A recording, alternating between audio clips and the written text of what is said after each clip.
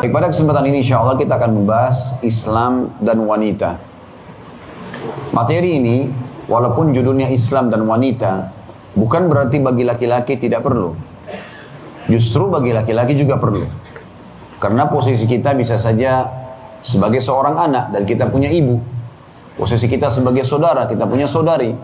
Posisi kita sebagai ponakan, kita punya tante. Posisi kita sebagai suami, kita punya istri misalnya. Posisi kita sebagai ayah, kita punya anak perempuan. Berarti kita juga butuh untuk mengetahui informasi yang akan disampaikan insya Allah. Terlebih lagi bagi akhwat kita tentu lebih membutuhkan masalah ini.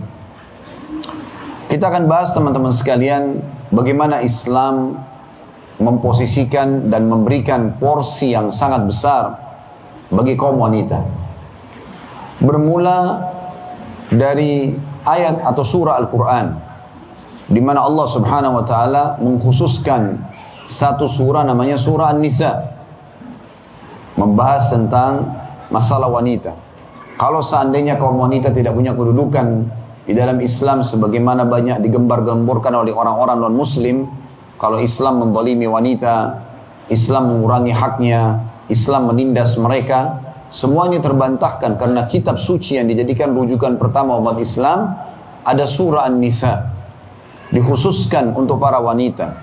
Dan belum pernah kita temukan ada surah Ar-Rijal, surah untuk laki-laki. Walaupun ada surah Al-Mu'minun, tapi umum masuk laki-laki dan perempuan. Ada surah Al-Mu'min atau surah Ghafir, memang umum untuk laki-laki dan perempuan, tapi khusus wanita, surah An-Nisa ini dikhususkan untuk mereka. Belum lagi Allah Subhanahu wa taala sebutkan kisah wanita mulia di dalam Al-Quran, dan Allah namakan surah itu namanya Maryam alaihissalam. Allah khususkan namanya surah Maryam. Dan kita tahu di antara nabi-nabi ada 25 nabi dan rasul yang kita wajib imani, tidak semua nama mereka tersebutkan. Sebagian kecil, ya. Ada surah Ibrahim, surah Hud, Yunus, Muhammad, Yusuf alaihi wassalatu wassalam, tapi tidak banyak. Segelintir saja. Dan Allah memasukkan nama Maryam walaupun beliau bukan seorang nabi sebagai nama surah. Kalau bukan Allah muliakan tidak mungkin. Bagaimana Allah juga sebutkan dalam ayat Al-Quran diberikan perumpamaan, ya, dua orang wanita yang mulia.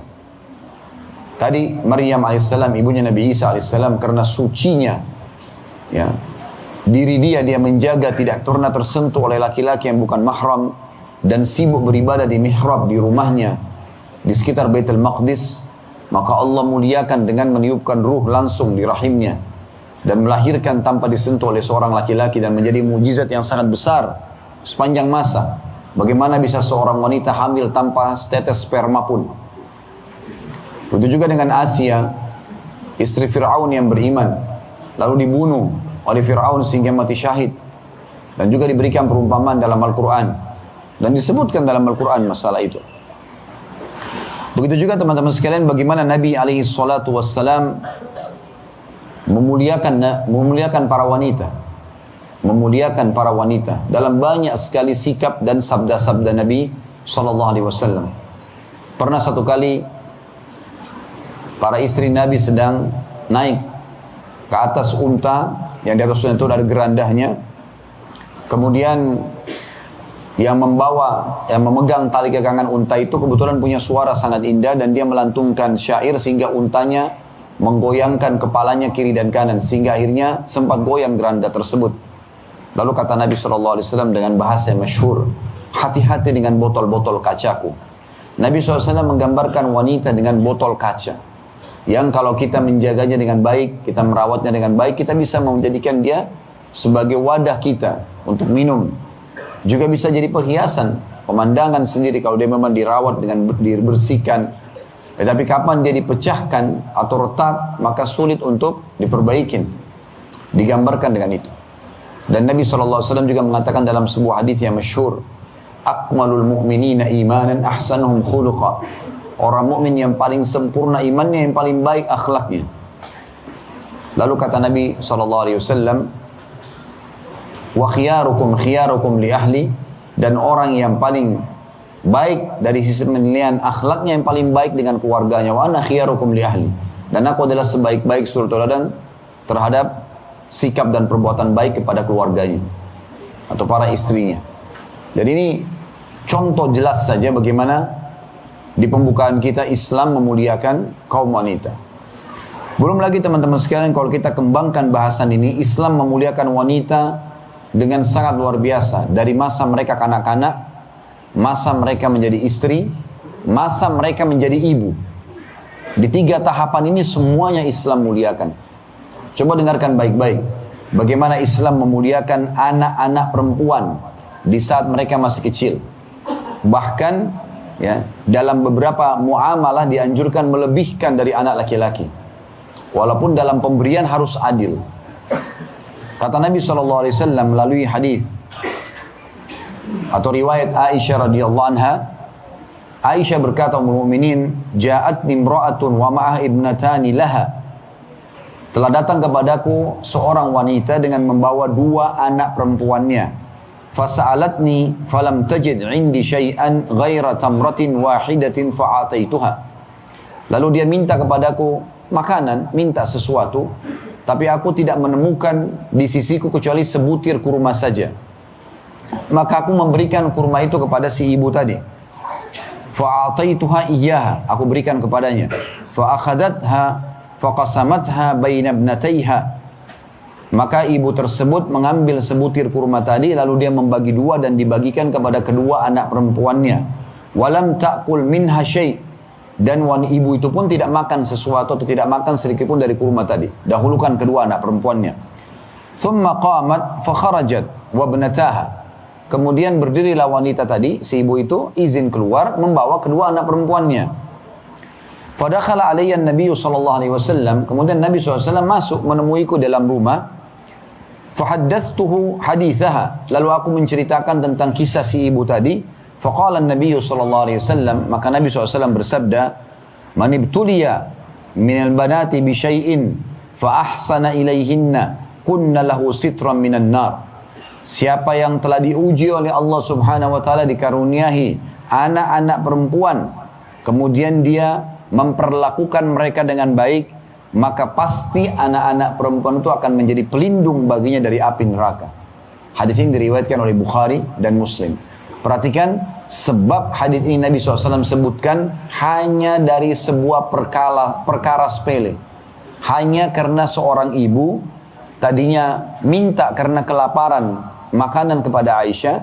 Aisyah radhiyallahu anha tidak punya kecuali sebutir kurma. Dalam kondisi si ibu ini lapar, dia masih dahulukan kedua anak perempuannya. Dia bagi 2 lalu dia berikan kepada kedua anak perempuannya. Maka karena sikap itulah Nabi SAW menyebutkan hadis ini. Ya. Artinya siapa yang diuji, dia harus membesarkan, mengurus anak-anak perempuannya. Dia sabar dengan itu dan dia memberikan yang terbaik. Maka anak-anak perempuan itu akan menjadi pelindung baginya dari api neraka. Hadis yang selanjutnya atau riwayat yang lain, Aisyah berkata radhiyallahu anha, "Ja'atni miskinatun tahmilu ibnataini laha." Datang kepadaku seorang wanita miskin membawa kedua anak perempuannya. Fa'at'amtuha thalathu tamarat. Lalu aku memberikan kepadanya 3 butir kurma. Fa'atat kulla wahidatin minha tamratan. Maka ibu ini pun membagikan masing-masing anak perempuannya kurma. Karena tadi dikasih 3 butir kurma, dia kasih anaknya masing-masing 1 butir, sebutir. Lalu warafa'at ila fiha tamrah. Lalu dia pun makan, dia ingin memakan 1 butir yang tersisa. Dikatakan warafat ila fiha tamratan litakulaha untuk dia makan fastat'amatha ibnataha. Maka tiba-tiba kedua anak perempuannya minta lagi bagian daripada kurma ibunya itu. Ini orang miskin lagi lapar datang kepada Aisyah, minta makanan, dikasih 3 butir kurma. Dengan adil dia bagi, anaknya masing-masing 1, dia 1. Waktu anaknya sudah makan 2 kurma itu, dia pas ibu ini mau makan, kedua anaknya minta. Maka yang terjadi adalah fasyaqqatit tamrata allati kanat turidu an ta'kulaha bainahuma. Maka ibu itu membagi 2 kurma tadi untuk kedua anak perempuannya. Padahal dia kelaparan, tetap dia dahulukan kedua anak perempuannya. fa'ajabani sya'nuha fadzakartu alladhi sana'at li Rasulillah sallallahu alaihi wasallam. Maka aku kagum dengan apa yang ibu ini lakukan, lalu aku ceritakan kepada Rasulullah sallallahu alaihi wasallam. Faqal, maka beliau pun bersabda, innallaha qad aujaba laha bihal jannah au a'taqaha biha minan nar. Sesungguhnya dengan perbuatan ibu tadi itu, walaupun dia lapar, dia dahulukan kedua anak perempuannya, sudah cukup Allah mewajibkan untuk memberikan dia surga atau menyelamatkan dia dari api neraka. Hadis ini diriwayatkan oleh Imam Muslim. Dalam riwayat lain, riwayat Imam Muslim juga, kata Nabi SAW, man 'ala jariyataini hatta tablugha ja'a yaumal qiyamati ana wa huwa dalam kurung wa dhamma asabi'ah. Artinya, barang siapa yang mengurus kedua anak perempuan atau dua buah, atau menafkahi anak perempuan, dua anak perempuan sampai balik,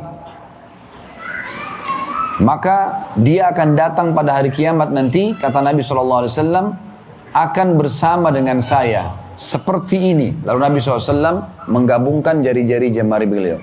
Artinya orang yang sibuk mengurus anak perempuannya sampai balik, maka dia dengan Nabi SAW seperti ini. Artinya ini isyarat saking dekatnya dengan Nabi SAW di surga nanti. Ini hadis yang ketiga. Hadis yang keempat, hadis riwayat Abu Daud dan juga Ahmad, kata Nabi SAW, man kanat lahu untha falam ya'idha, barang siapa yang Allah karuniahi anak perempuan atau sosok perempuan secara umum, lalu kemudian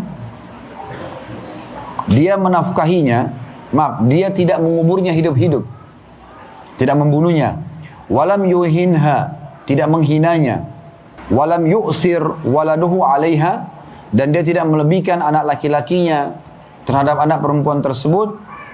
Qala ya'ni az-zukur, maksudnya anak laki-laki, adkhalahu Allahul jannah, Allah pasti akan masukkan dia ke dalam surga. Jadi dalam hadis ini ada 3 disebutkan, siapa yang dikaruniai anak perempuan atau maksud dalamnya saudari perempuan juga, tapi yang umum sini adalah anak perempuan, kemudian dia tidak membunuhnya hidup-hidup, karena di masa jahiliyah dulu mereka mengubur kalau lahir anak perempuan, karena merasa terhina kalau punya anak perempuan. Tidak menghinanya, maksudnya memuliakannya, dan juga tidak melebihkannya dibandingkan anak laki-laki, maka pasti itu akan membuatnya masuk ke dalam surga. Hadis selanjutnya riwayat Imam Ahmad dan juga Imam Ibnu Majah. Kata Nabi SAW, man kana lahu thalathu banatin fasabara alaihinna, siapa yang dikaruniai 3 anak perempuan, lalu dia sabar dalam mengurus mereka, wa at'amhunna, kemudian memberikan mereka makan, wa saqahunna, memberikan mereka minum, wa qasahunna min jidatihi, kemudian dia memberikan pakaian dari hasil keringatnya, kunna lahu hijaban minan nari yaumal qiyamah, pasti anak-anak perempuan itu menjadi penolong baginya dari api neraka pada hari kiamat. Coba begitu luar biasanya kedudukan anak perempuan. Ini mereka masih kecil saja, kalau dimuliakan maka bisa menjadi penyebab orang yang memuliakannya dari orang tuanya atau walinya untuk selamat dari api neraka atau masuk ke dalam surga.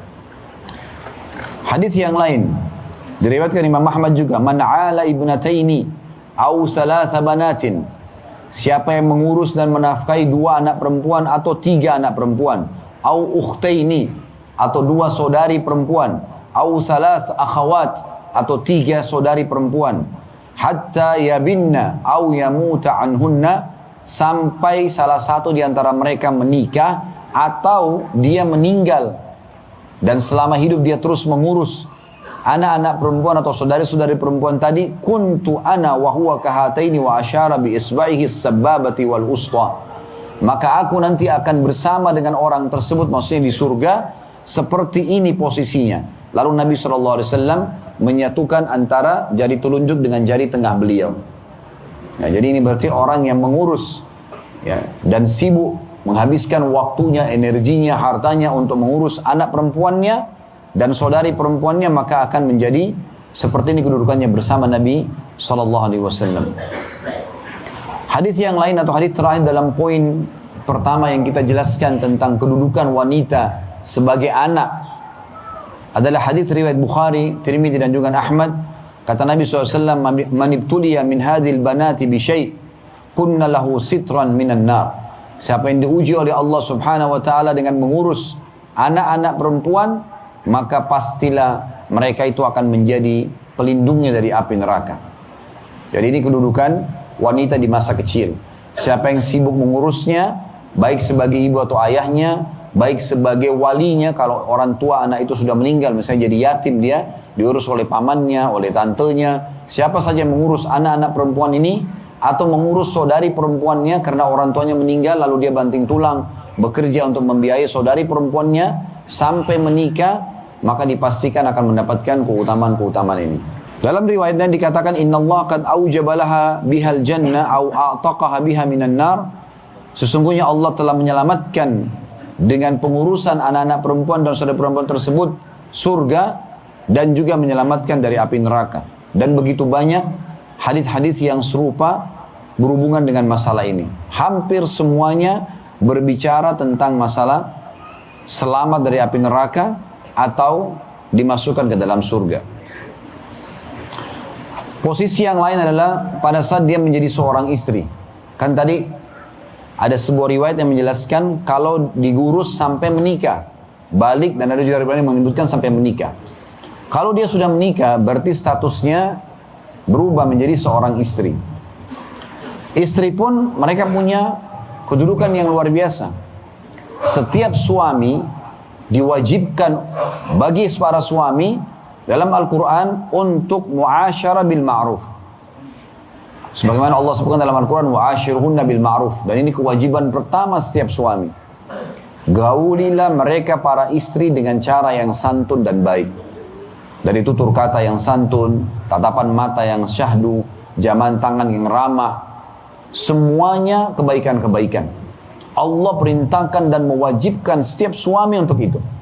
Karena kalau mau dipikir secara akal manusia ya, siapa wanita ini? Menikah dengan saya misalnya, tadinya saya tidak kenal. Tapi setelah menjadi istri saya hanya dengan kalimat akad, ya, wali wanita mengatakan saya nikahkan kamu sama anak perempuan saya Fulan binti Fulan dengan mas kawin ini. Saya katakan saya terima nikahnya, selesai. Pada saat itu, mulai detik itu, sampai saya meninggal dunia, saya punya kewajiban untuk bermuamalah dengan baik dan santun dengan dia. Padahal orang ini saya tidak kenal sebelumnya. Bukan saudari, bukan ibu, bukan tante, bukan ponakan, bukan anak. Tapi Allah kekalkan kewajiban itu. Begitu juga Nabi SAW mengingatkan agar setiap suami jangan mudah membenci istrinya.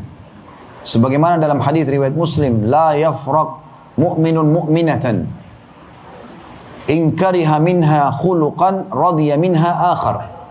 Jangan pernah, kata Nabi SAW, seorang suami sibuk membenci istrinya yang mukminah. Ya. Karena kalau dia membenci satu akhlak, dia bisa melihat akhlak yang lainnya. Artinya dahulukan melihat kelebihannya daripada kekurangannya. Kelebihannya selalu kita jadikan sebagai bahan kebanggaan kita, dan kita nikmati waktu bersama dia. Sementara kekurangannya kita jadikan sebagai ajang dakwah kita, bukan untuk dimusuhi. Karena setiap kekurangan seorang muslim atau muslimah adalah ajang pahala bagi kita. Jangan sampai ada orang yang melakukan kemaksiatan dan pelanggaran kita benci, bukan. Tidak boleh.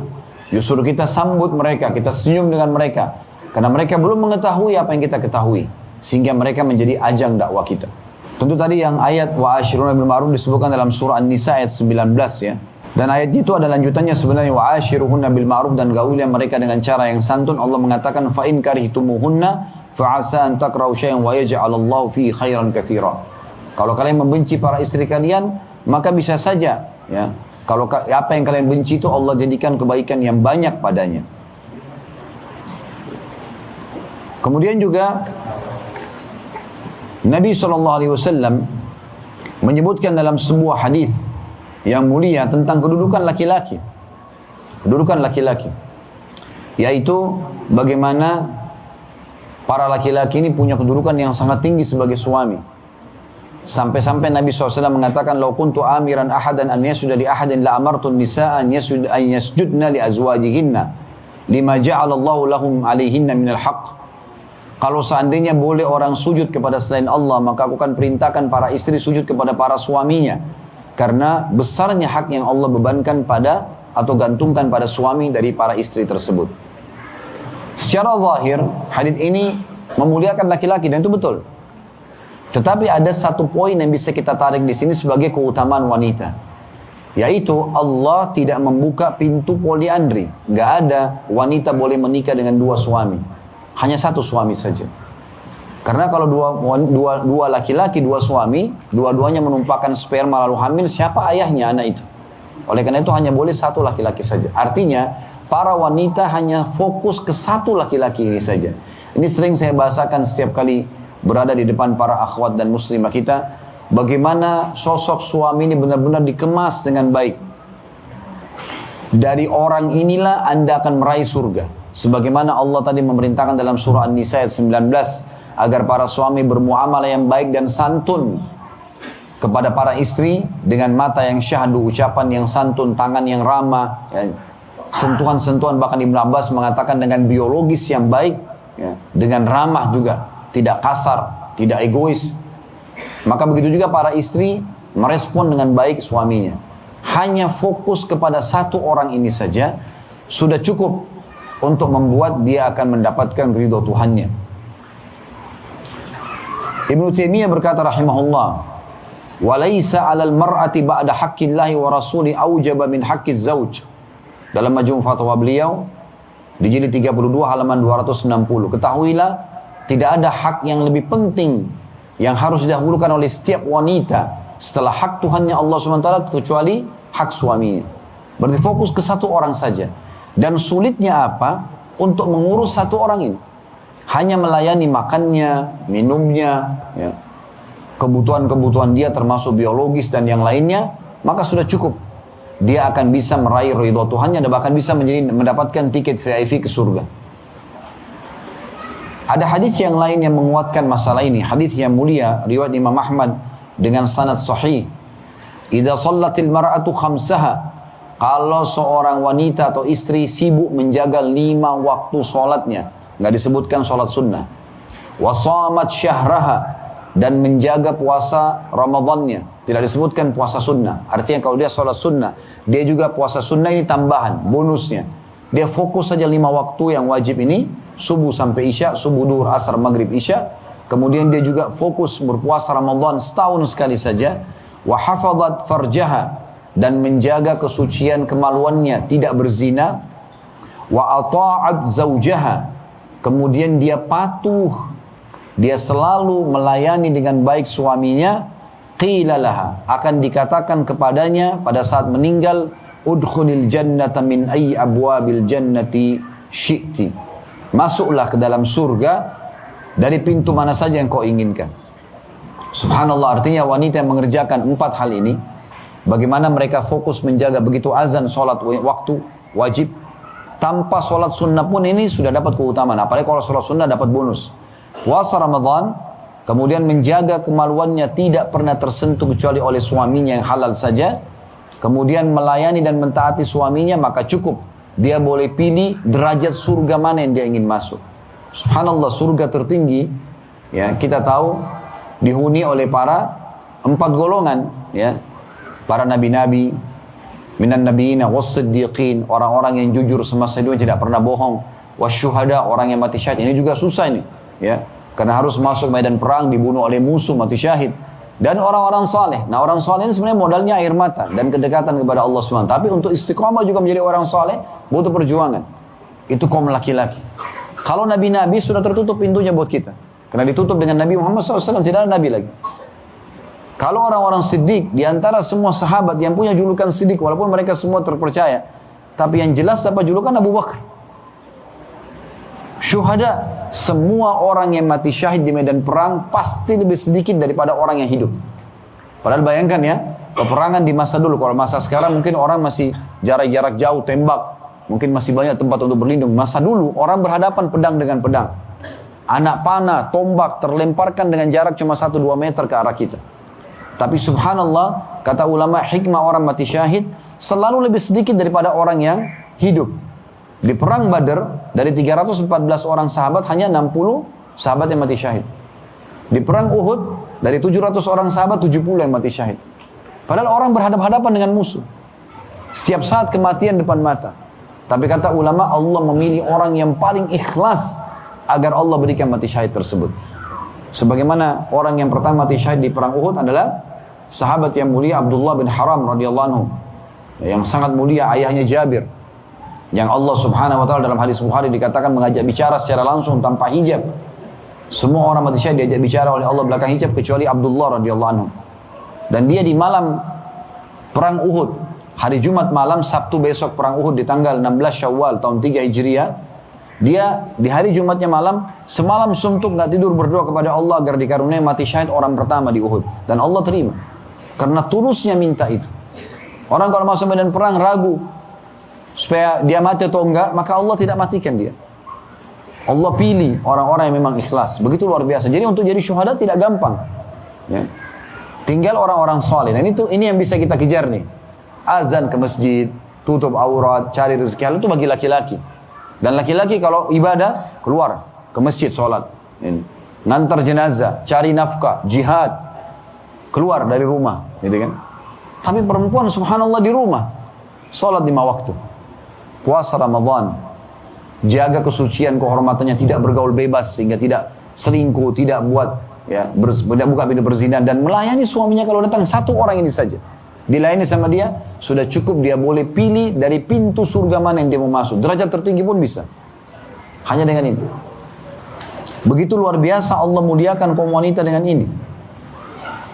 Begitu juga ditanyakan kepada Nabi SAW. Qila li Rasulillah SAW, ayyun nisa'i khair. Ditanyakan kepada Nabi SAW, siapa wanita yang paling baik ya Rasulullah? Yang paling tinggi penilaiannya, paling besar pahalanya, ya, paling tinggi derajatnya. Qala allati tasurruhu idza nadhara, yaitu wanita atau istri yang kalau dilihat oleh suaminya pasti membuatnya senang. Wa tuti'u idza amar, dan dia mematuhi kalau diperintahkan. Wala tukhalifu fi nafsiha wa maliha bima yakrah, dan dia juga tidak pernah berselisih dengan suaminya terhadap dirinya. Suaminya mau apa dia dahulukan suaminya, dan juga terhadap hartanya. Hadis ini diriwayatkan oleh An-Nasa'i. Jadi seorang istri hanya fokus ke suaminya saja. Satu orang ini sudah cukup untuk dia meraih semua keutamaan-keutamaan dalam agama ini. Begitu juga kisah yang masyhur tentang Bibi Al-Husain bin Muhsan radhiyallahu anhu. Mana ada seorang wanita datang, tidak disebutkan namanya dalam riwayat ini, tapi ada seorang sahabat namanya Al-Husain radhiyallahu anhu. Tante dia datang ke rumah Nabi SAW, dan Nabi SAW tanya dia, wanita ini, Adzatu zaujin anti, apa kau punya suami? Qalat na'am, maka kata Nabi SAW, iya. Kata orang itu, iya, saya punya suami. Qala wa kaifa anti lahu, bagaimana muamalahmu dengan dia? Bagaimana kau berinteraksi dengan suamimu? Qalat, ya, ma'aluhu illa ma'ajaztu anhu, saya selalu kerjakan semaksimal mungkin saya mampu, ya, dan saya hanya meninggalkan kalau saya betul-betul tidak bisa. Qala fanzuri aina anti minhu fa innama huwa jannatuki wa naruki. Hati-hatilah kamu dinasihati wanita tersebut oleh Nabi SAW, karena suamimu adalah surgamu atau nerakamu. Hadis riwayat Ahmad. Tapi yang ingin kita titik beratkan adalah bagaimana, ya, wanita fokus kepada satu orang ini. Kita juga dikaruniai teman-teman sekalian syahwat untuk biologis. Itu tidak bisa dipungkiri. Allah subhanahu wa ta'ala berfirman, Zu'ina linnasi hubbus syahawati minan nisa. Allah mengatakan telah dihiasi pada diri, ya, kaum laki-laki dua. Rasa suka, hub, dan juga syahwat, rasa syahwat. Kalau kita nggak ada syahwat dengan lawan jenis, laki-laki kepada perempuan, perempuan pada laki-laki, pastikan tidak ada populasi manusia. Laki-laki tidak mau tuangkan sperma, perempuan juga tidak mau menerima sperma tersebut. Apalagi hamil sampai 9 bulan. Tapi Allah perindah itu dengan adanya syahwat. Cuma Allah mengajarkan kita dengan cara yang baik, yaitu nikah, dan menghindari cara yang salah, yaitu zina. Dua-duanya pelampiasan biologis. Hanya bedanya kalau zina pasti dimulai dengan ketakutan. Orang kalau mau zina ke hotel, ke tempat-tempat gelap, ketakutan. Karena memang dasarnya Allah haramkan.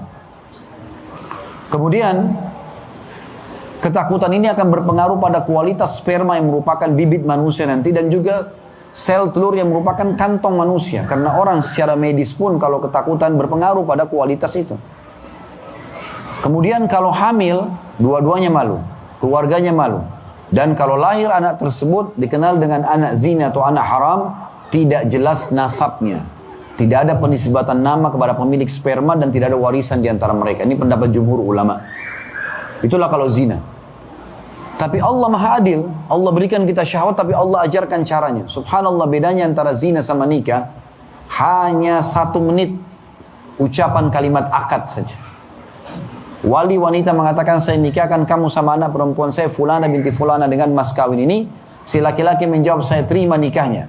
Si wali mengucapkan kalimat akad, ijab kabul. Si mempelai laki-laki menjawab, iya saya terima. Seakan-akan sang ayah atau wali mengatakan, ini anak perempuan dulu tinggal di rumah saya lindungi, saya didik, saya berikan atau penuhi semua kebutuhannya. Sekarang saya pindahkan, kamu tanggung jawabnya, terima nggak? Oh iya saya terima. Oleh karena itu suami harus bertanggung jawab terhadap istrinya setelah itu.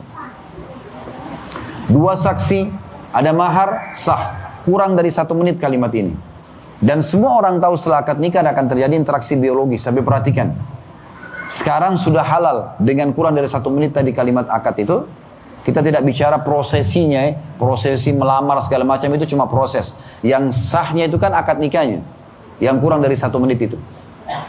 Sedikit pun orang saksikan sudah selesai, nggak ada masalah.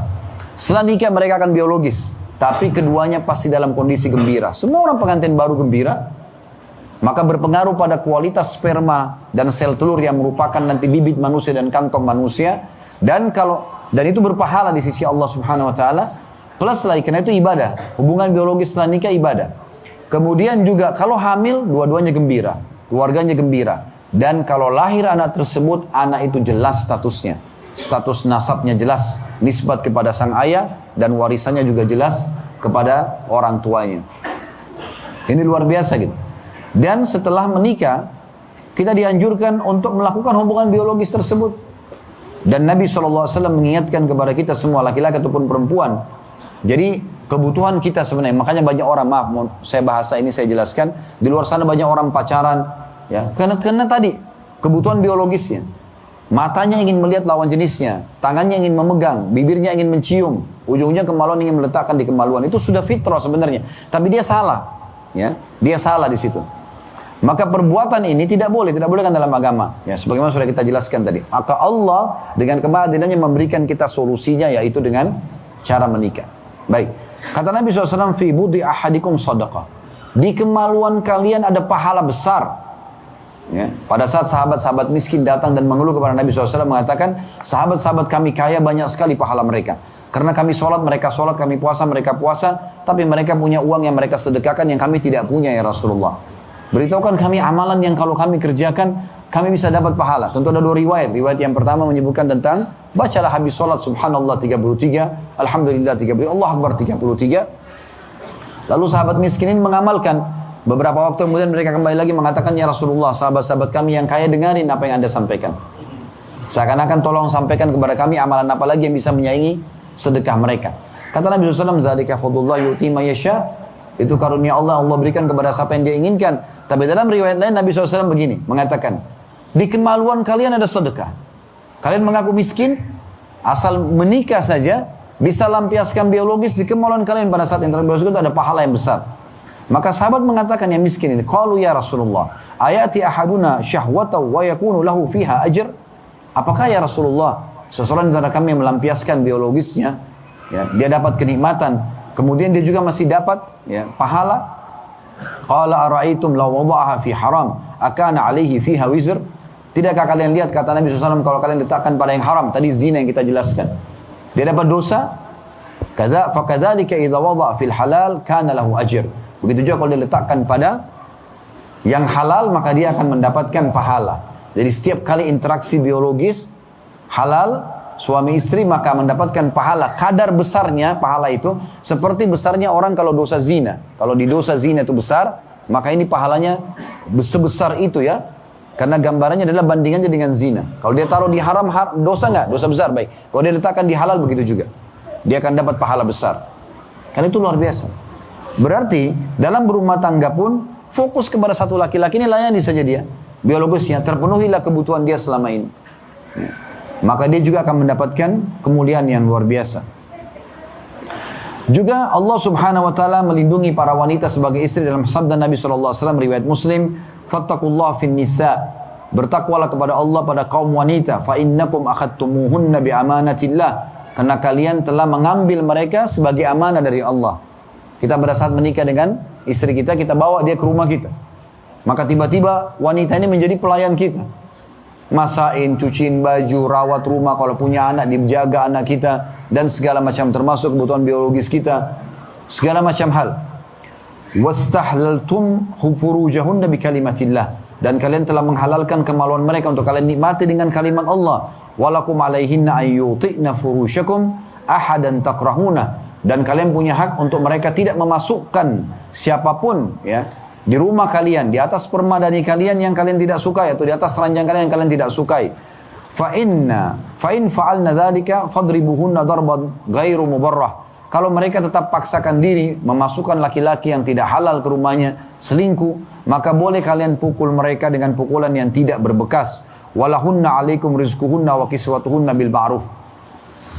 Dan kalian harus memberikan kepada mereka pakaian dan makanan secara ma'ruf atau yang terbaik. Di sini tentu ada bahasa Nabi SAW.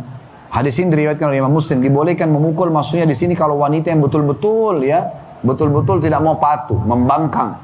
Dan pukulan itu kata ulama pun darbatun ghairu mubarrah, pukulan yang tidak boleh berbekas. Ya, kata Nabi SAW, jauhi wajah, jauhi penghinaan. Dan sebagian ulama mengatakan dengan menggunakan jari telunjuk atau kayu siwak saja mengingatkan dia.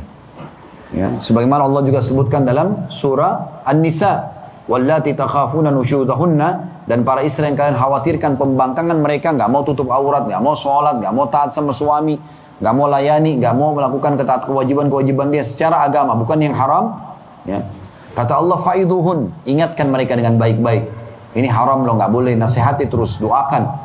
Kalau mereka tidak mau, wahjuruhun, boikot mereka diranjang, jangan digauli. Kalau mereka tidak mau, wadribuhun, boleh dipukul tapi pukulan yang tidak berbekas tadi.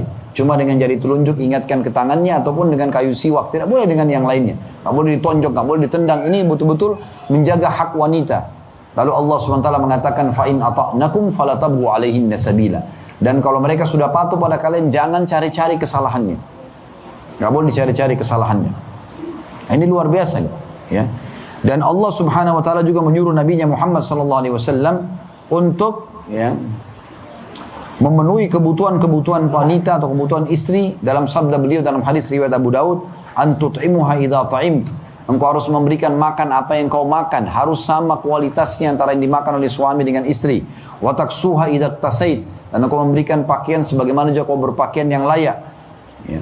Kemudian wala tadribul wajh, jangan pernah kau memukul wajahnya, wala tuqabbih, dan jangan pernah kau buruk-burukkan dia, wala tahjur illa fil bait, dan kalau kau harus boikot dia di ranjang, jangan boikotlah di dalam rumah.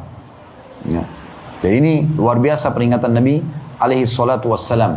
Dan kita juga para suami diingatkan untuk memuliakan para wanita sebagai istri, jangan memata-matai mereka. Jangan sengaja juga datang di tengah malam pada saat safar, datang dari safar lalu buat kejutan. Nggak boleh, informasikan ke mereka. Saya akan datang ya jam sekian.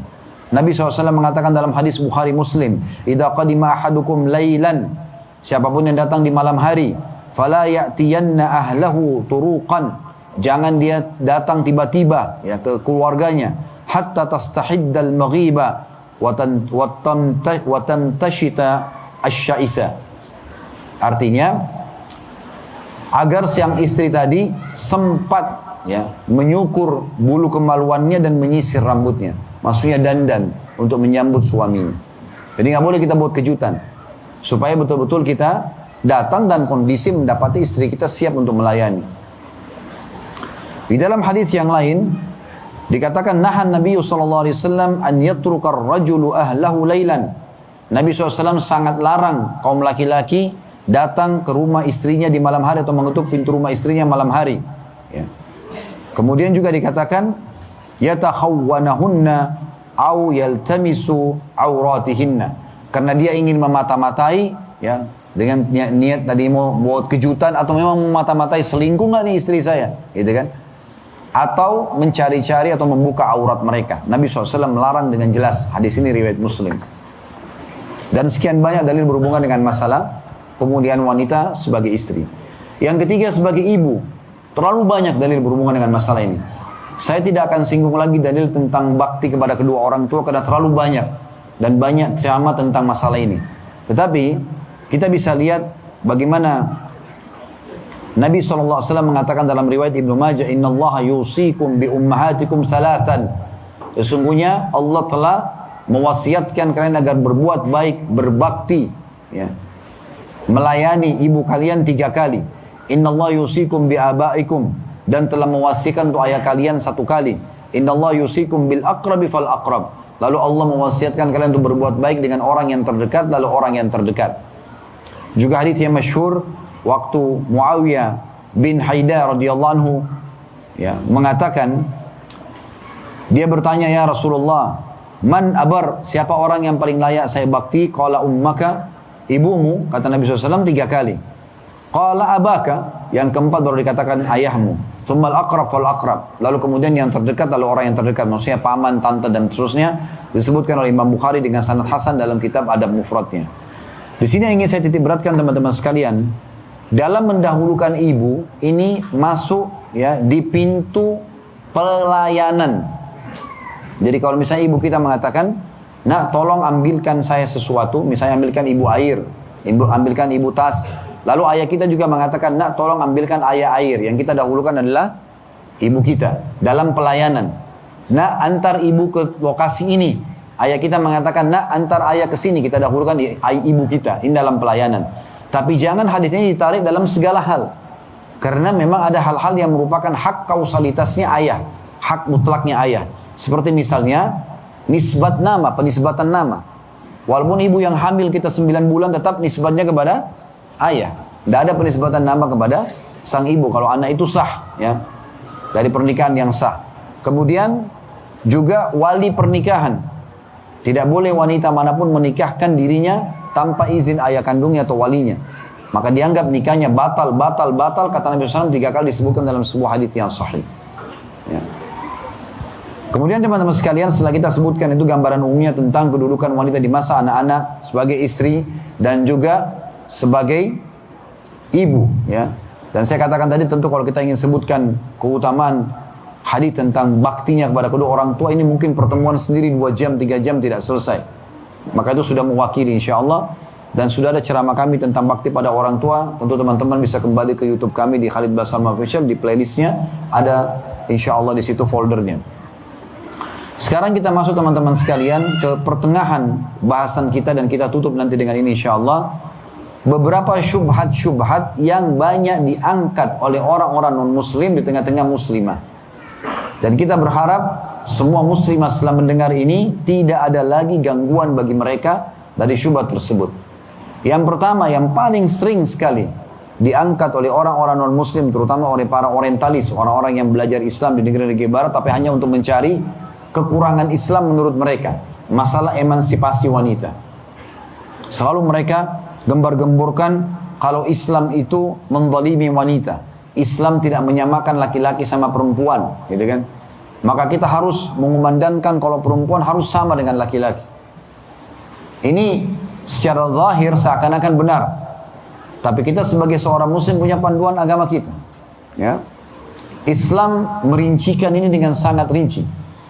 Kalau tentang balasan amal soleh, disamakan laki-laki sama perempuan. Walaupun perempuan sebenarnya lebih sedikit kalau dari sisi kuantitas ibadahnya, jumlah ibadahnya. Contoh, bukankah wanita haid setiap bulan?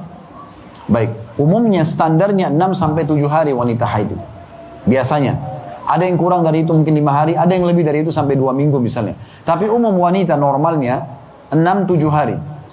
Kalau mereka belum terjadi perubahan hormon seperti misalnya habis melahirkan atau pindah ke satu lokasi, mungkin perubahan cuaca yang ekstrim, maka mungkin ada perubahan waktu.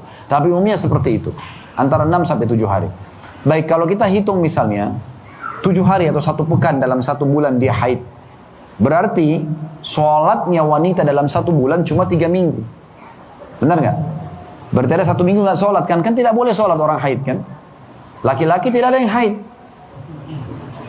Berarti kalau wanita umurnya 60 tahun selain balik, anggaplah umurnya 75, 15 tahun sebelum balik, 60 tahun. Ya. Dia sholat dan ada laki-laki sama umurnya, 75 tahun, 15 tahun masa sebelum balik, 60 tahun umurnya, sholat juga. Maka secara kuantitas, jumlah sholatnya siapa lebih banyak? Laki-laki. Perempuan berkurang 1/4 dari umur itu. Artinya, dari 60 tahun, ada 15 tahun mereka tidak sholat. Karena kan 1/4 kan? Setiap bulan ada 1 minggu. Kan gitu. Itu belum lagi kalau kita hitung nifas ya. Kalau ada nifas biasa sampai 40 hari lebih banyak lagi nggak sholatnya. Tapi subhanallah Allah maha adil. Tetap Allah berikan balasan sama. Kalau sisi balasan. Ya. Dikasih balasan sama.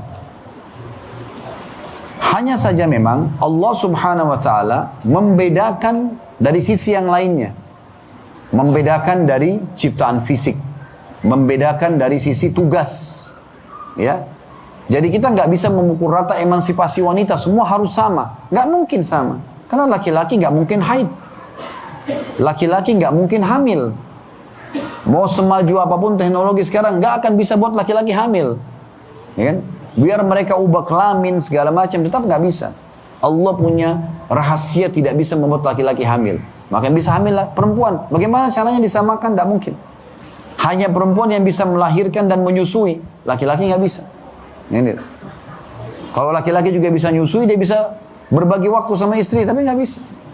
Ini. Harus istri yang menyusui, yang menyapinya. Berarti nggak bisa disamakan kan?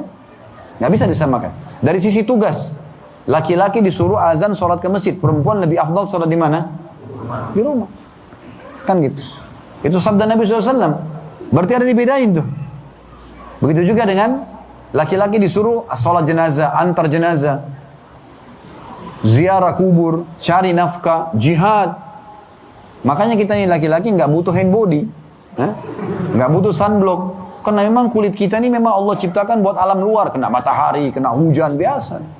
Laki-laki memang begitu. Perempuan memang Allah kasih itu. Mereka di rumah, maka mereka butuh perawatan, itu biasa. Gitu kan?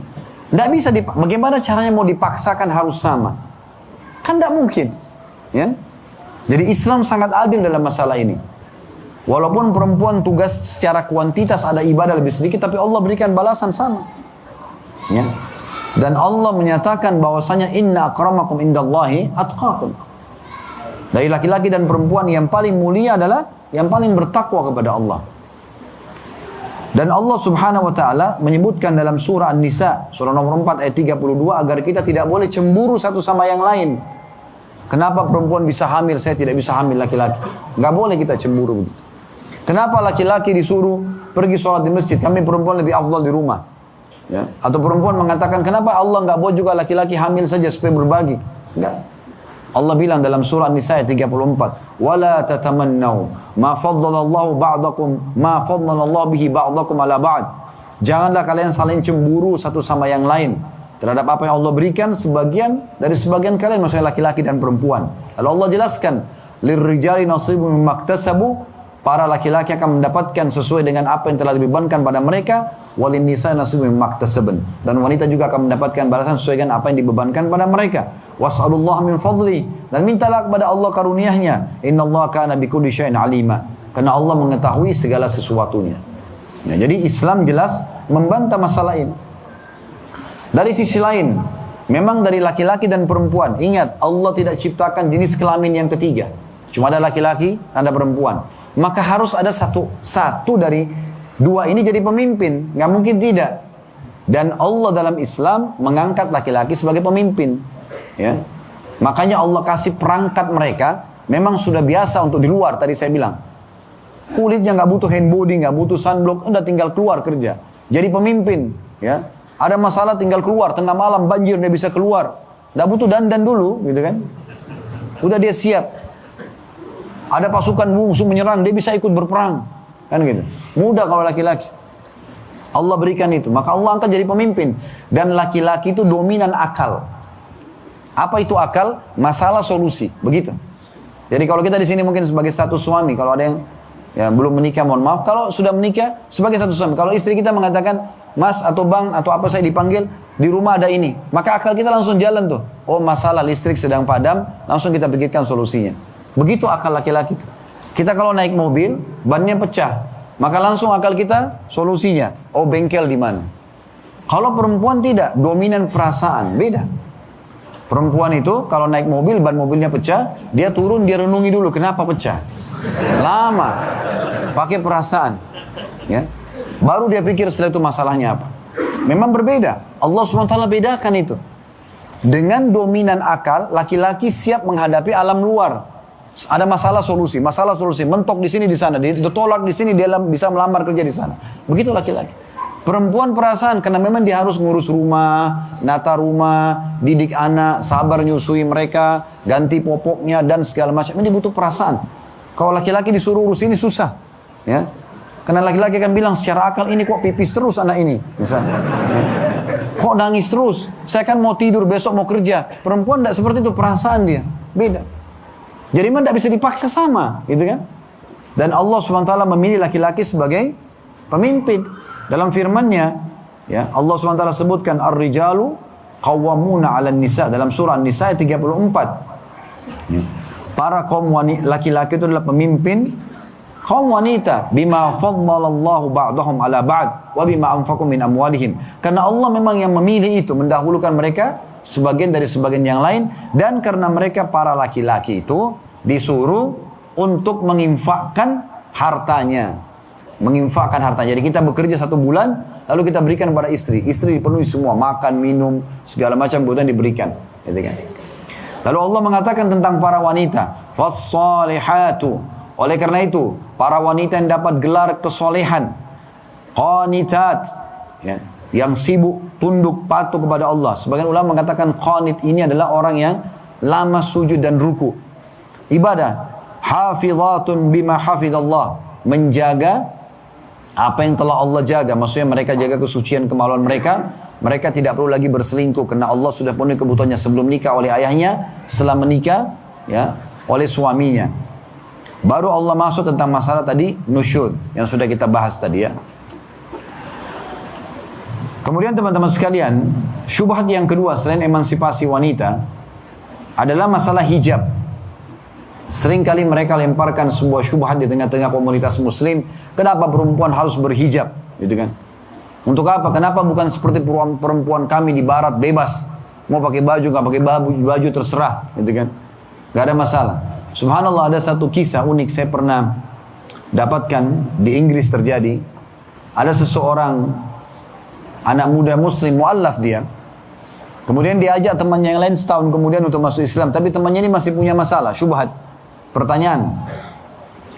Kebetulan ada satu orang alim di sana mengisi pengajian. Lalu teman yang masuk Islam ini yang mu'allaf 1 tahun lalu bilang, ini ada teman saya mau masuk Islam, tapi dia masih punya pertanyaan. Ada yang mengganjal, dia mau tanya, bisa nggak? Kata gurunya, ya silakan, kata orang itu. Silakan, apa yang mau ditanya? Lalu kata non-muslim ini, saya ingin tanya, kenapa kalian menyusahkan wanita kalian? Kenapa kalian suruh mereka berhijab? Ya. Sementara kalian tidak bebaskan seperti kami bebas wanita kami. Mau bekerja semaunya, mau bergaul semaunya, hidup bebas seperti laki-laki, terserah. Maka kata syekhnya atau gurunya, apa kamu sudah selesai? Dia bilang iya. Lalu syekhnya mengeluarkan 2 permen dari kantongnya, 1 terbungkus, 1 dibuka bungkusannya. Lalu digeletakin di lantai masjid. Lalu kata syekhnya kepada orang non-muslim itu, kata guru si alim ini, kira-kira kalau saya suruh pilih kamu permen ini, yang mana kamu pilih? Kata orang non-muslim itu, yang masih terbungkus. Kata guru, orang alim itu, kenapa? Kenapa kau nggak ambil yang sudah terbuka, kan tinggal dimakan aja? Dia bilang, karena ini lebih steril. Ini lebih bersih, lebih terjaga. Kata beliau, begitulah semua wanita muslimah. Seperti permen yang masih dibungkus, yang boleh membukanya hanya suaminya saja. Bukan semua orang. Ya, bukan semua orang. Hijab ini teman-teman sekalian, Allah Subhanahu wa taala perintahkan para wanita pakai jilbab tertutup ini karena Allah pencipta lebih tahu. Semua laki-laki dihiasi dengan syahwat. Setiap kali lihat rambutnya wanita terbuka, lenggak-lenggok jalannya, tubuhnya, maka akan tergoda syahwatnya. Makanya disuruh tutup, ya. Dan itu tujuannya agar mereka ditahu, oh ini muslimah. Dan juga supaya mereka tidak diganggu. Perhatikan Allah SWT sebutkan dalam Al-Quran. Dalam surah Al-Ahzab. Surah nomor 33 ayat 59 yang bunyinya. Ya ayuhan nabiyyu qul li azwajika wa banatika wa nisa'il mu'minina yudnina 'alaihinna min jalabibihin dzalika adna ay yu'rafna fala yu'zaina wa kana Allahu ghafurur rahima. Wahai Nabi, katakanlah kepada istri-istrimu dan juga seluruh anak-anak perempuanmu dan juga wanita-wanita mukminah agar mereka menjulurkan kain jilbab mereka dari kepala mereka ke seluruh tubuh mereka, dari rambut dari kepala ke seluruh tubuh. Ini firman Allah SWT. Dan itu tujuannya agar mereka lebih mudah untuk dikenal sebagai wanita muslimah dan mukminah. Itu ciri khasnya, ya. Dan juga agar mereka tidak diganggu. Sesungguhnya Allah Maha Pengampun lagi Maha Pengasih. Saya ingin jelaskan sedikit ayat ini. Kalau ada seorang wanita non-muslim, Nasraniyah misalnya, kita berikan jilbab dan kita katakan, coba pakai jilbab ini, 5 menit aja, pakai jilbab di pinggir jalan. Lalu lewat orang Nasrani yang lain, tidak usah muslim. Lalu kita tanya, kira-kira menurut kamu wanita itu agama apa? Apa yang dia bilang pasti? Muslimah, karena jilbabnya. Itu sudah melekat. Allah bilang supaya mereka dikenal. Dan supaya mereka tidak diganggu, ini penting sekali, subhanallah. Orang kalau menggunakan jilbab besar, apalagi kalau pakai cadar, mau diganggu dari sisi mananya? Orang yang mau perkosa juga dia takut kalau pakai cadar. Ini cantik ya? Tapi bukan cuma itu. Memang orang jadi segan dengan pakaian itu. Saya pernah lihat eksperimen di YouTube, ada pernah diangkat. Diperlihatkan di Amerika ada anak muda, mereka adakan eksperimen muslim sepertinya ya. Jalanlah wanita itu tidak berhijab. Di satu jalan, cukup lumayan jauh jalan kaki. Temannya di belakang pakai kamera. Sepanjang jalan diganggu tidak kurang dari 5 atau 10 orang laki-laki. Yang ajak kencan, yang ganggu dia, yang segala macam ajak kenalan. Pokoknya penuh. Ya, sampai di ujung jalan sana. Orang yang sama, wanita yang sama setelah itu pakai jilbab. Di waktu yang berbeda, di jalan yang sama, jalan. Sepanjang jalan tidak ada satupun yang berani ganggu dia. Gak pernah ada yang ganggu. Kalaupun ada yang ganggu paling jauh, Assalamualaikum. Ya. Kan begitu. Jadi memang subhanallah, memang untuk menjaga mereka. Hijab itu untuk menjaga kemuliaan mereka. Ya. Itu berhubungan dengan masalah hijab. Dan Nabi SAW mengingatkan agar setiap muslimah hati-hati, jangan sampai masuk neraka karena tidak berhijab. Ya. Karena kata Nabi SAW, simfani min ahli nar, 2 golongan dari ahli neraka, lam arahuma, belum pernah saya lihat, maksudnya di masa beliau SAW. Qaumun ma'hum siyatun ka'adnabil baqar, yadribuna bihan nas. Ada satu kaum yang membawa cambuk-cambuk dari ekor sapi untuk memukul orang. Ya. Kata sebagian ulama hadis, ini pengawal-pengawal raja zalim yang suka memukul-mukul orang, gitu kan? Menyiksa orang zalim mereka. Dan yang kedua, nisaun kasiyatun ariyatun mumilatun, ya. Ma'ilat ru'usuhunna ka'asnimatil bukhtil ma'ila la yadkhulnal jannata wa la yajidna rihaha wa inna riha la yujadu min masirati kadza wa kadza. Dan golongan kedua adalah wanita yang berpakaian tapi terbuka. Kasiyatun ariyat, berpakaian tapi terbuka. Artinya digambarkan ketat, ya, sehingga membentuk lengkukan tubuhnya atau memang tidak menutup lengkap auratnya, sehingga ada lembukan badan yang kelihatan.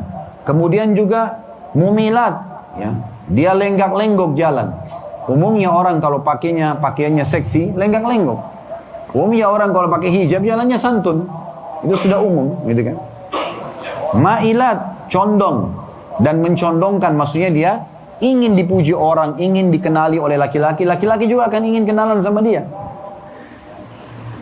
Kepala mereka, ya, rambut mereka mirip sama punuk unta, ya, yang bergoyang-goyang. Jadi punuk unta itu di pundaknya, itu kalau lagi jalan biasanya karena ada lemaknya goyang kiri kanan. Maka biasa begitu, sebentar diuraikan ke kanan, sebentar di kiri untuk menarik perhatian kaum laki-laki. Itu digambarkan dalam hadis, ya. Mereka tidak akan masuk surga, la yadkhulnal jannata wa la yajidna rihaha, dan tidak akan pernah masuk surga dan tidak akan mencium bau surga itu. Wa inna riha la yujadu min masirati kadza wa kadza, dan ketahuilah surga itu akan didapatkan baunya dari jarak begini dan begitu. Yang ketiga, ada syubhat juga tentang masalah wali pernikahan, ya. Karena kita dalam Islam tidak boleh wanita menikah kecuali dengan izin ayahnya. Ya. Dan perlu difahami teman-teman sekalian, wali ini bagi wanita adalah, kalau bahasa mudah difahami ya, sebenarnya pembelanya, backingannya. Subhanallah, kita di sini laki-laki semua, bayangkan kalau kita sedang mau melamar seorang wanita, kita berhadapan sama ayahnya. Walaupun wanita itu ada di sebelahnya, kita akan berpikir, oh ada laki-laki yang akan membela dia. Itu fungsi wali. Ya. Dia memang pembela. Jadi jangan pernah menikah tanpa wali. Makanya Nabi SAW mengatakan wanita manapun yang menikahkan dirinya tanpa izin walinya, nikahnya batal. Nggak boleh. Janda pun. Ada pendapat yang lemah dari Abu Hanifah rahimahullah, dan beliau sebenarnya tidak cenderung dengan pendapat ini ya. Salah satu pendapat beliau mengatakan wanita janda boleh menikahkan tanpa wali. Tapi pendapat yang kuat jumhur ulama tidak, tetap pakai wali walaupun janda. Ya. Karena wali ini penting sekali untuk wanita. Tapi orang-orang non-muslim banyak mengatakan untuk apa menikah, apalagi pakai wali. Udah kumpul kebo aja, nggak usah wali. Ya. Padahal Islam datang sebenarnya untuk memuliakan wanita dengan itu. Dan Nabi SAW ingatkan para wanita, la ayyumal mar'ati nakahat bighairi idni waliya fanikahuha batil. Diriwayatkan ahli sunan kecuali An-Nasai. Wanita manapun yang coba-coba nikahkan dirinya tanpa izin walinya, maka nikahnya batal. Juga wanita tidak boleh menikahkan wanita yang lain. Jadi tidak boleh, teman-teman sekalian, kalau antum laki-laki di sini melamar seorang akhwat di walinya, ayahnya nolak, antum datang ke ibunya, lalu ibunya mengiyakan, lalu antum nikah tanpa izin ayahnya. Ya, karena kata Nabi SAW dalam hadis riwayat Ibnu Majah dan Darul Qutni, la tuzawwajul mar'atul mar'ata. Tidak boleh wanita menikahkan wanita lain, termasuk ibu tidak boleh nikahkan anak perempuannya. Ya. Wala tuzawwajul mar'atu nafsaha. Dan wanita pun tidak boleh menikahkan dirinya sendiri. Jadi tujuan wali itu adalah untuk membela dia sebenarnya. Ayahnya nggak ada siapa, pindah kepada pamannya. Semua dari keluarga ayah. Pamannya, nggak ada pamannya, saudaranya. Ya. Anaknya kalau dia janda sudah balik, anaknya bisa. Ya. Ponakannya, ini bisa semua dari keluarga ayahnya. Ya. Sebagaimana Abu Suja sebutkan dalam matan ya, dalam kitab Al-Ghayah beliau, ayah, kakek dari pihak ayah, saudara kandung, saudara seayah, ya. Kemudian ponakan dari saudara kandung, ponakan dari saudara seayah, paman dari ayah, sepupu dari paman saudara ayah, ya, ini semua bisa menjadi wali daripada wanita tersebut. Kalau betul-betul tidak ada walinya, karena dia orang non-muslim, masuk Islam mu'allaf, maka hakim menjadi walinya, atau diistilahkan dengan kita wali hakim. Ya. Di pemerintahan kita sudah ada, alhamdulillah. Dua syubhat yang tersisa, ya, yang saya angkat di sini. Yang keempat adalah masalah tolak, kalimat cerai. Kenapa tolak ada di tangan suami? Kenapa istri tidak bisa menceraikan? Saya sudah bilang tadi teman-teman, laki-laki dominan apa? Hah? Masih hidup nggak ini? Dominan apa? Kalau perempuan? Baik. Kalau kalimat tolak diberikan di tangan istri antum, sehari antum diceraikan 10 kali. Karena perasaan. Kecewa tidak dibawain pesanannya, saya ceraikan kamu. Ya. Sedikit ngambek, saya ceraikan kamu. Allah memberikan kalimat tolak di tangan laki-laki karena dominan akal. Setiap wanita atau istri bilang ceraikan saya, dia tidak langsung ucapkan cerai. Mustahil laki-laki langsung ucapkan cerai. Kecuali sudah didesak berulang kali baru dia bilang, ya sudah kalau gitu. Tapi awalnya tidak, karena pikirannya dominannya akal. Makanya Allah jadikan kalimat tolak di tangan suami. Dan dia juga sebagai pemimpin. Tapi orang-orang non-muslim jadikannya sebagai alasan. Oh, berarti Islam menzalimi wanita, kenapa nggak boleh cerai? Padahal Islam masih membolehkan khulu. Wanita mengajukan perceraian kepada wali resmi di pengadilan, kayak kita di pengadilan agama di Indonesia, hakim bisa putuskan kalau suaminya zalim. Kalau suaminya zalim, jadi kan hakimnya akan dengar dari dua belah pihak, ditangkaplah informasi, baik dengan surat menyurat, ada juga mediasinya, ada saksi-saksinya. Kemudian kalau terbukti, hakim akan ceraikan. Dihalak, diangkat, dicabut hak kausalitasnya suami. Kalau dia zalim. Maka Islam datang mengatur dengan rapi ini, ya. Dan Islam menjadikan cerai sebagai solusi. Dan dijadikan cerai itu dalam Islam perbuatan halal yang paling Allah benci, supaya jangan cerai. Kalau masih bisa perbaikin, masih bisa sabar. Kata Nabi SAW, abghadul halal ilallahi at-talaq. Perbuatan halal yang paling Allah benci adalah perceraian. Hadis riwayat Abu Dawud dengan sanad hasan. Dan kata Nabi SAW dalam riwayat Abu Dawud, Tirmidzi juga dengan sanad hasan, thalathun jadduhunna jadd. Ketahuilah 3 hal yang serius dan pasti terjadi. Wa hazluhunna jadd. Bercandanya pun jadi. 3 hal. Kata Nabi SAW, an-nikah yang pertama. Jadi tidak boleh teman-teman, kalau saya misalnya punya anak perempuan, teman saya punya anak laki-laki, kami bercanda aja bilang, nanti kalau anak kita besar kita jodohin ya. Kapan teman saya bilang iya, itu berarti sudah ada terikat mereka. Kalau besar ditanya dulu ayah pernah jodohin, kamu mau nggak? Kalau dia tidak mau baru batal. Nggak boleh sembarangan. Jangan main-main dengan bahasa ini, ya. Jangan main-main bilang seorang wali perempuan ketemu sama laki-laki lalu dia bilang, saya nikahkan kamu sama anak perempuan saya. Kalau dia bilang saya terima nikahnya, nggak boleh main-main, gitu kan? Yang kedua, at-talaq, cerai. Nggak boleh laki-laki bilang saya ceraikan kamu, saya ceraikan, nggak boleh main-main. Dulu ada satu dosen kami, Dr. Syarif namanya, beliau ngajar kami fikih di tingkat 3 kuliah dakwah di Madinah dulu. Pas bab cerai, beliau menceritakan salah satunya, kalau ada wanita naik di atas tangga, suaminya bilang kalau kau naik saya ceraikan, bercanda. Kalau kau turun saya ceraikan, supaya perempuan tidak ceraikan dia harus turun dari tengah-tengahnya.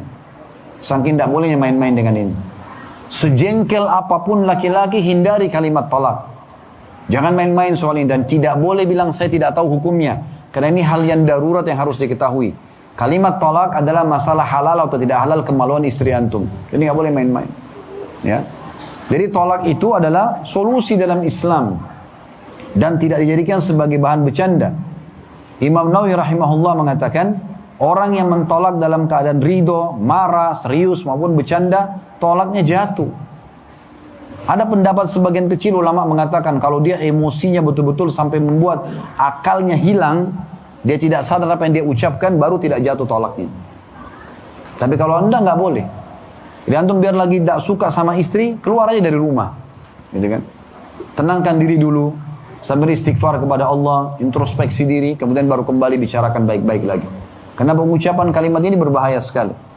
Jadi Islam datang mengatur dengan rapi, ya. Laki-laki diberikan kalimat talak karena memang dia dominan akal, dan juga umumnya laki-laki pasti nikah tidak ingin menceraikan, kecuali orang yang keluar dari jalur normal, gitu kan.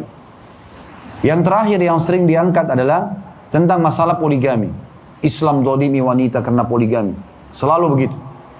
Seakan-akan ini adalah satu hukum yang harus dihapus dari syariat Islam. Subhanallah, ya. Saya ingin jelaskan supaya tidak ada salah faham, ya. Supaya difahami. Bukan saya motivasi orang untuk lakukan, bukan, ya. Karena itu adalah hukumnya sunnah, bukan sebuah kewajiban. Tetapi perlu difahami, kalau Allah Subhanahu wa taala menurunkan wahyu untuk diterima, ya. Dan dalam bab nikah ada yang tertingginya namanya poligami. Itu bab tertinggi. Maksudnya bab tertinggi teman-teman sekalian, tidak bisa seorang laki-laki langsung bilang kan Islam bolehkan poligami, sudah saya jalani saja. Padahal dia tidak tahu hukumnya, tidak tahu apa yang harus dia lakukan dari keadilannya. Ada syarat-syarat, ada peraturan-peraturannya. Nggak boleh dia sembarangan melakukan. Kalau saya membahasakan sekali lagi, dia adalah level tertinggi dalam bab nikah. Kalau orang sudah menjalankan pernikahannya dengan baik, menjalankan perintah-perintah Allah di situ, memberikan hak-hak istrinya dengan baik, maka Allah akan berikan dia bonus untuk melangkah ke rumah tangga yang kedua, ke rumah tangga yang ketiga, dan seterusnya. Jadi ini hukum Allah SWT, tidak mungkin kita tolak, tapi kita harus pelajari. Dan karena umumnya pendapat ulama mengatakan dia adalah sunnah, bukan kewajiban, maka bukan harus dikerjakan kalau orang belum mampu. Orang mampu dia kerjakan. Dan saya pernah ditanya di pengajian oleh sebagian ikhwah kita, Ustaz, saya kan laki-laki, boleh poligami, apakah saya harus izin istri? Saya bilang tidak harus. Kalau izin tidak ada keharusan.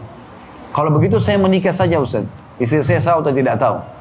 Lalu saya bilang, baik, antum mau menjalankan poligami ini, jangka pendek atau jangka panjang? Dia bilang, kok bisa Ustaz? Iya, jangka pendek umum seperti banyak laki-laki lakukan. Dia suka satu laki perempuan, kemudian dia tiba-tiba saja, daripada dia berzina, dia nikahi diam-diam. Ini seperti bom waktu, ya. Satu waktu nanti akan meledak, ribut, harus pilih salah satunya. pilih istri pertama, istri kedua dia zalimi karena dia sudah nikahi. Apa alasannya diceraikan?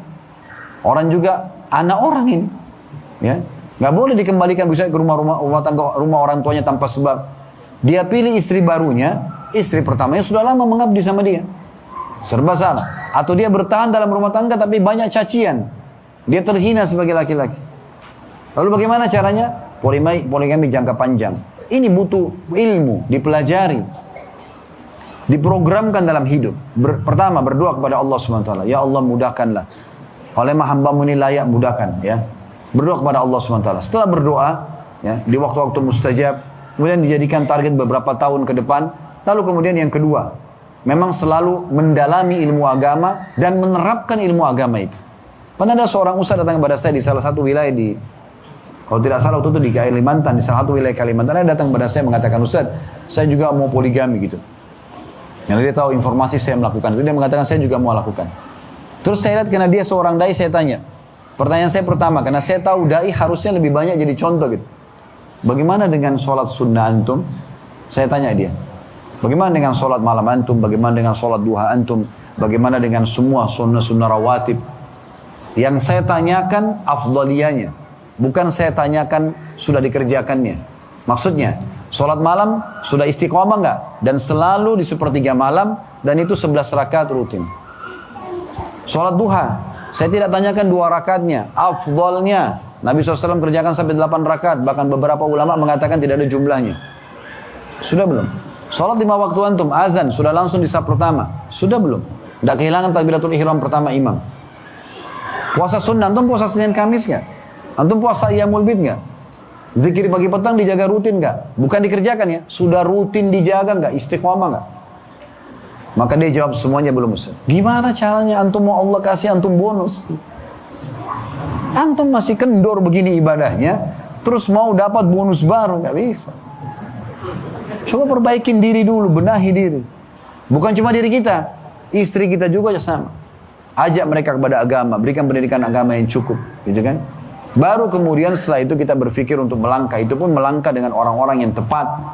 Istri kedua juga harus orang yang beragama, bukan orang yang sembarangan, gitu kan? Sehingga akhirnya jauhkan kita dari agama dan seterusnya. Maka ini perlu digarisbawahi. Jadi yang ingin kita titik beratkan sebenarnya adalah hukum agama yang dinyatakan oleh para ulama dia adalah sunnah, dan sebenarnya dia punya hikmah-hikmah yang sangat besar. Di antara hikmahnya adalah selain menjalankan perintah Allah SWT juga untuk memperbanyak jumlah kaum muslimin. Karena Nabi SAW menyuruh kita menikah dengan wanita penyayang, subur, dan kena bangga dengan jumlah umat pada hari kiamat. Jadi orang punya satu istri, punya anak, oh ya bapak istri juga punya banyak anak. Tapi tidak sembarangan dilakukan, punya syarat-syarat dan peraturan. Kemudian juga menutup pintu-pintu zina. Ya. Berapa banyak pelacur yang melakukan perbuatan itu karena mereka tidak ada suaminya. Di saat mereka dibukakan pintu pernikahan, maka akan tertutup pintu-pintu itu. Begitu juga dengan memperluas silaturahim, karena banyaknya keluarga atau menjadi kekerabatan karena pernikahan. Begitu juga dengan ya meringankan ya opsi kewajiban bagi para wanita, karena dengan berpoligami maka lebih ringan, lebih banyak pembagian waktunya, dan sekian banyak hikmah yang disebutkan oleh para ulama. Tapi yang kita tidak beratkan sebenarnya karena ini syubhat yang dilempar. Kenapa Islam boleh nikah lebih dari satu wanita? Kenapa enggak satu saja? Loh, ini perintah agama. Kita kira-kira mau katakan, oh iya, kayaknya benar yang dia katakan. Kita hapus syariat Allah, atau kita pelajari dan kita sampaikan yang benar? Maka itu tujuannya, kita menyampaikan yang benar. Kalau itu perintah agama. Dan subhanallah, dari 100% laki-laki melakukan poligami di bawah 10%. Tidak semua orang juga bisa melakukannya. Itu adalah sebuah opsi dalam agama yang Allah berikan kepada orang yang sudah sampai pada level itu. Sehingga jangan sampai teman-teman merusak citra agama Allah ini hanya karena kita belum memahami ya hukum-hukum berhubungan dengan ini. Dan ingat, dalam melakukan poligami harus niat ibadah, dan juga harus menjalankan syarat utamanya itu adil di antara mereka. Nafkah ya, dan juga kesepakatan mabit atau pembagian malam. Kesepakatan itu di antara mereka, Allahu a'lam. Baik, semua bermanfaat insyaallah. Kalau ada benar dari Allah, kalau ada salah dari saya mohon dimaafkan. Subhanakallahumma bihamdika asyhadu an la ilaha illa anta astaghfiruka wa atubu ilaik. Wassalamualaikum warahmatullahi wabarakatuh.